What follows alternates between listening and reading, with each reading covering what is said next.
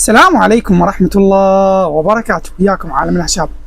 حواجبك مطول، رموشك مطول، ديوقعن، استخدمتي له هواي علاجات، من اللي ما فاديك ومن اللي طلع لك أكياس ذهنية بعينك. اليوم جبت لك علاج عشبي وبضمان وأكيد يطول. يعني هذا المنتج دا أبيعه بالمحل ويرجعون عليه، ما أقول لكم بالبيج، بالمحل أبيعه يرجعون عليه. اليوم وفرت لكم زيت الرموش، مجموعة أعشاب وفيتامينات، يعني مغذي للرموش ومطول.